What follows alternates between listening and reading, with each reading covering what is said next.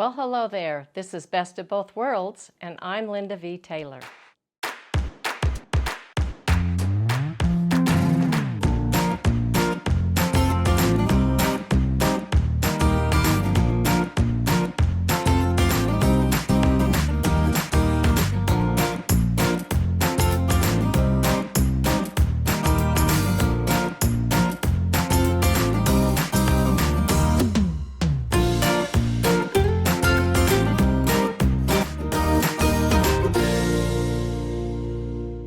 Thanks for being with me today. I was very excited about this quilt because I asked my sister Arlene Jones if she would please piece something but leave me a large area so that I could do some fun freehand. And so this is what she came up with. Let's get started. When I begin a quilt and I know I want to do freehand and computer, I always just pull in all of my options. And I pulled in a lot of options, and I like them all, but I want to do a lot more freehand than this bird, and certainly more than this bird. So I chose this bird. It's the same bird, but has less computerized around it. So I'll be able to fill that in. I really like that bird for the center. And it comes that way, all computerized. And I love these feather ferns because they're so dense. And it's something that I would do if I were doing freehand. I've done these many, many times freehand. So I love those for the corners. This is a good combination of the geometric meandering and the pinwheels, and it was perfect for the fabric on the outer border. And then I really love my carved wood corners. I'm not using the border with them. I'm going to use some crosshatch, and I'll do a lot of that. It's probably going to be freehand, but I was able to put that pattern in just to see what it was going to look like. So let me show you when this is put together. This is what it turned out to be. Now you can see this is all one quilt, but let me make this bigger so you can see. In the center I have the bird, and all this area will be freehand, and that's what I'm going to show you what to do. And the carved wood corners went here. These are smaller than the corners. And there was still a part right here that just was blank. I didn't want to put crosshatch in there. So I chose this little pattern, which was called Open House, and it just went in there perfectly. So it filled in all of those corners. As you can see, that's in all of them. And then, of course, the highlight is going to be these corners with all of that beautiful thread on the black. So that's basically the computerized part. So now we can get on to the fun part, the freehand. Okay, so now that I have the basic outline, I can go back and fill it in to be even fancier. And of course I'm going to want to do that. So I think I will start with some hearts, tessellating hearts. And I love it because it's going to be in kind of a semicircle there. Now the belts are dropped on my machine, so this is all freehand.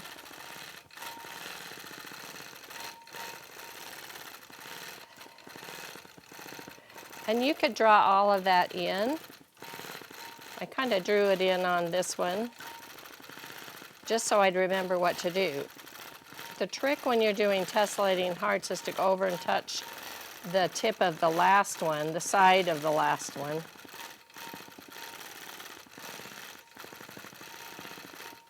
Like that. Then I'll just follow this line over. In this one, I'm going to put some texture dots. So I just come over, come back, come up. Just kind of go in one place, just kind of make a bit of a circle, and then just fill it in. Just stay right there. I'm sewing in 14 stitches to the inch. I am in regulated. Now in this couple of ones, I'm going to do, come back, make a cross like this. And it's not important that you stay exactly on the same line. Then I'm going to drop in some little feathers like that. And I'll do the same thing over here. I usually do, when I'm doing birds like this, I will do 2 or 3 of the same design while I'm there. Drop that down, go like that. We'll come over here. So these are a little bit smaller, but we can still do some fun things in them. Let's just do a semicircle there, and then do another couple of semicircles like this. And again, maybe just one in the top of that one. And then as we come over here, we can just drop down and put kind of a teardrop in there, like that.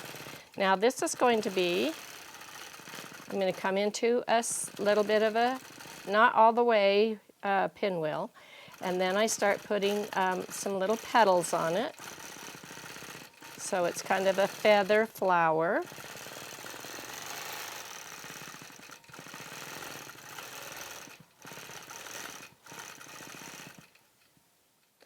So I'm just putting these petals on like that. Now in these two I thought I would do like the holly. So you just do half circles around like this. And you could leave it like that. I think I'm going to come inside of this one, back and forth like this. Follow that over there like that. But in this one, I will do the opposite. So make those nice sharp points and nice and curvy. And then on this one, I'm going to make sure that I am perpendicular to the curved line. So it's this line right here and this line right here that I'm going to be perpendicular to as I go around this holly feather. I'm stitching in 14 stitches to the inch, just so I get a few more stitches to the inch.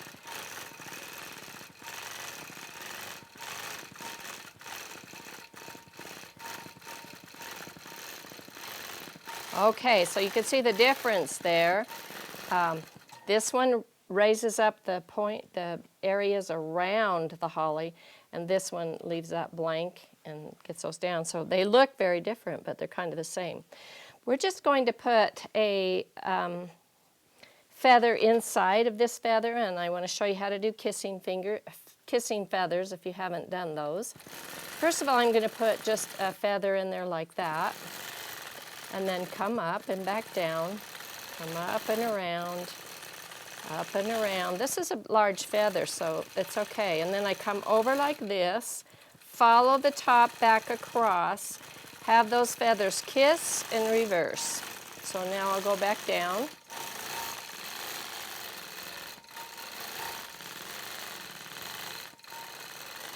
This is just a long arm feather, like that. Now I could come back in and do more stuff in here. I'll kind of look at it overall and decide if I want to do the back and forth inside here. It's really pretty because it raises up those feathers. All right, we have another one here, and I'm going to come in to a curl and a point here like that, back down, and then follow it up. And I'm going to come down with a line, do another texture dot like that. I'm going to put some little fern-like things on like that.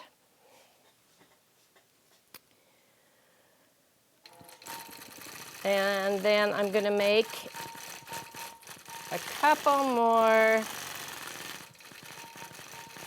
texture dots. There we go. And follow that back down. Might even put a texture dot there. Once you get going, you're just like on fire. I'm going into constant now. And I think in this one I'm going to do, I call them triad. So I put three forks in there like that.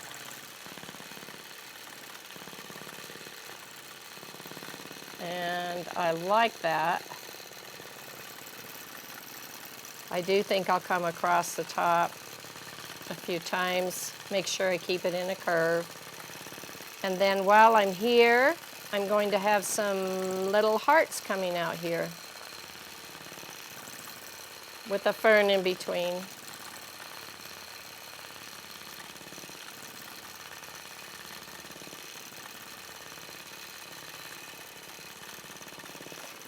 And I'm putting some stems inside those hearts. There we go. I want to put her in a nest, so I am going to add leaves all around here. These leaves will be kind of directional. A lot of times when I want to fill in with leaves, I don't want them to be directional, but these I do. They're coming from the bottom up. But that means you can follow through here and come into wherever you need to put a leaf. You can go back and find your way through. So I will just fill in this whole area with leaves. I want her to be kind of hidden in a nest.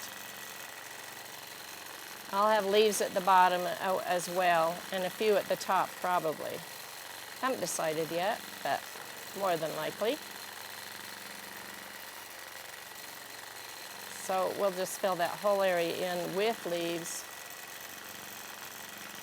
And they're quite a contrast to what I already have there. And if you remember, I went over the basic outline of, I let my machine actually do the basic outline of the bird twice, so it's a little heavier thread. And by the way, I am using Superior's Magnifico, and I just love it. It's so pretty.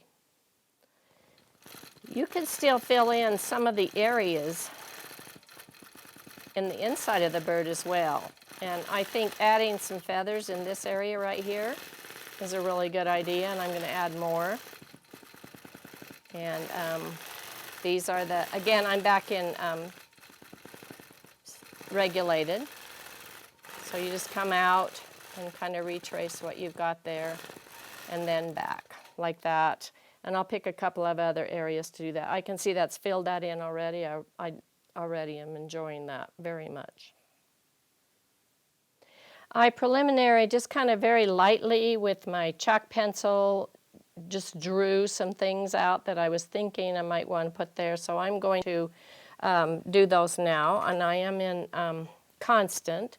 I'm going to put a feather coming out here, which is similar to this feather. And so then I fill that in.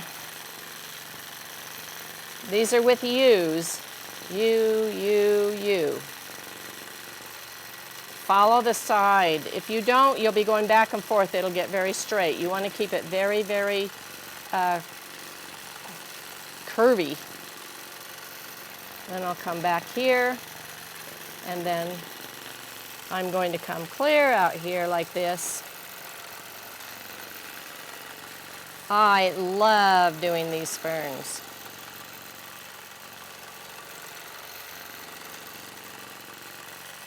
And you can keep doing them just as even as you want to, but it's really kind of fun to just kind of put something on top of it like that, change direction a little bit. Looks natural, and it makes it more interesting.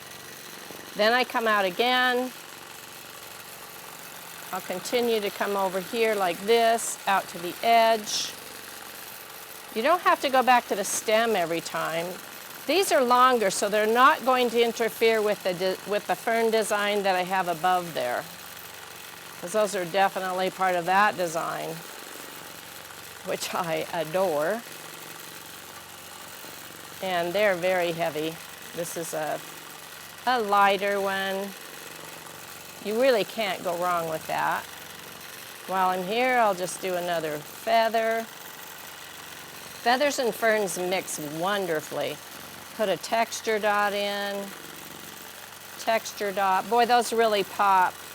It's a good place to put a crystal too. And then another feather here. This one I'm going to come in and I'm going to do a little curl, little curl, little curl, little curl, and I'm going to swing around and go deep on that, make an echo, but go in deep, deep, and around this side.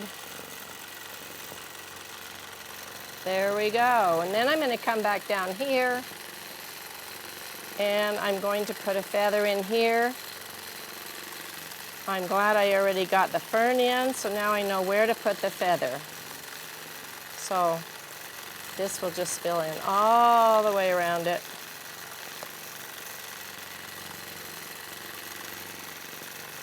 Everyone has trouble backtracking on those feathers. So don't think you're the only one, you just try your best. And of course you could be unregulated and you could go really, really slow. But on some of these feathers, I may want to put something inside of them. So if I mess up, I can kind of cover it up. I got to stop and move my chair over here so the camera can move. There we go. And I'll start again. You see, I'm just kind of going in between those ferns, which works out great. Just reach out into all the area I need to fill in. Nice and round at the tip. And then as I come back, like this is kind of a big feather here, so I'm going to put feathers inside of it.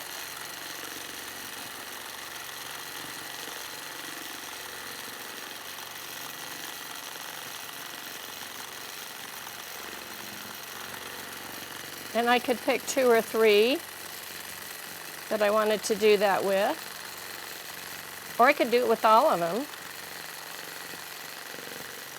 There we go down. And one of the things you can do, well, let me do it in a little feather here. One of the things you can do as you come back down the feather is put a stem in it. Like this, you have to come back down anyway, so just put stems in it as you come down. Awesome. Or you can do a different design. Maybe you're not as good at feathers. Put something else in them. This way you can just come over and maybe come down on this one. So whatever you can think of, just have your design paper ready so you don't have to think so quickly. And wow, that filled that in so nicely. Okay, I'm just going to keep stitching here. Having an awful lot of fun.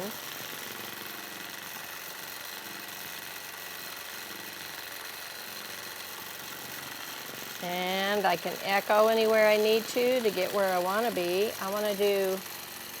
I love doing this rope.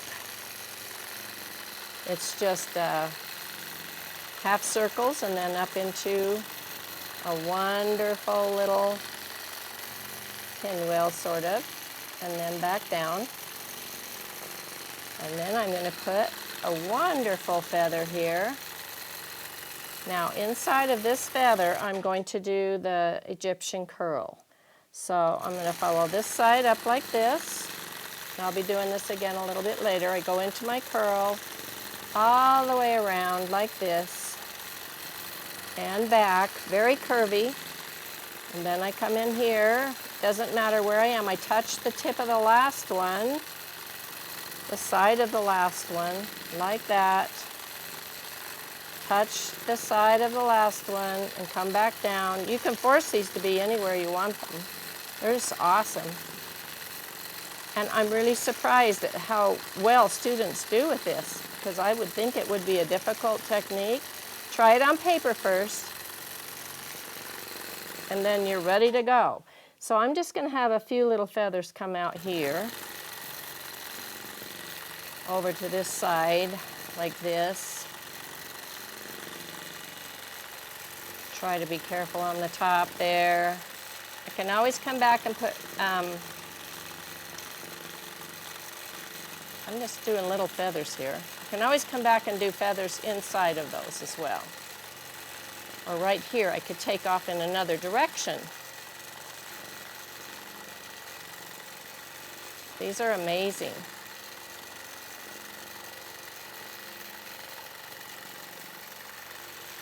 Okay, now on the top of this, I'm going to continue to mimic what was already there on the pattern, because that already came in as part of the pattern. But I'm going to make it so that it's the entire top. Why not? It's already there. Kind of wild. And you don't have to go back into the middle if you feel like you're getting too many things in the middle.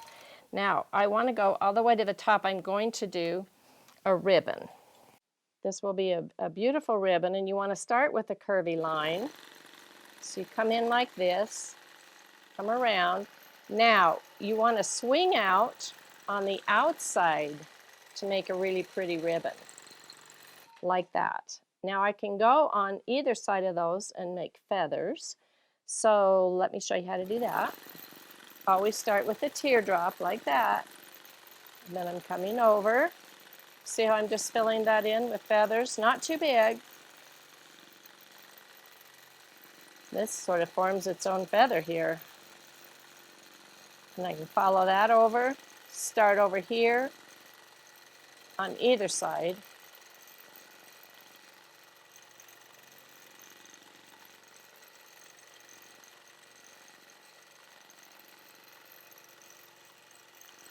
I think if you just try some freehand, you'll be really surprised at what your mind wants to do. I love that. That's awesome. Just sort of like she's just trailing off glory there. And to get back down here where I want to be, I'm going to come and just do a line through the middle of that ribbon. There we go. And then on this side, I can do the feathers, of course, and come right over to the side of that ribbon. And I think I will go back in and fill in some of these feathers when I'm finished.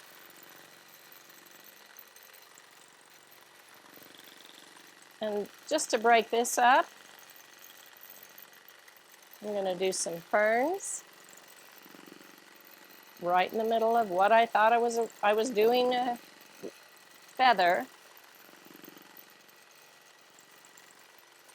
Also going to come out with some little texture dots. Just make some little shoot-offs with some texture dots.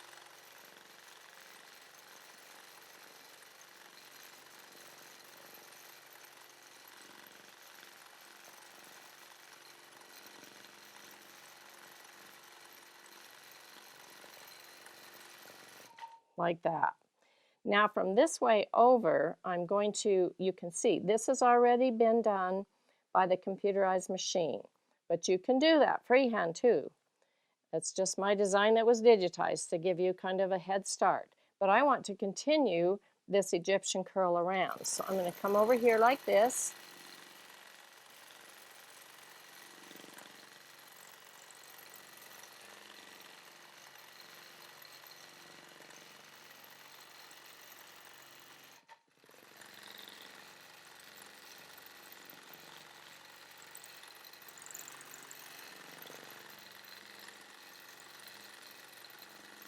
And I should be able to make this go right back into that area right there. Just kind of make that a little heavier line there. So I went out of line. I was trying to do it one-handed. When I make mistakes, I usually just stitch more. I'm going to fill in, of course, with leaves up to here, and then I'll put some more feathers in some of these areas on this feather, and just have some more fun with this and play with it, and then I'll show you my finished project. But it's just basically the techniques that I've been showing you, and I think, I know you can start with the basics, and they don't have to be this big. They could be smaller, and what a wonderful project that you could do with just a piece of cloth and thread and your ideas. So I'll keep working.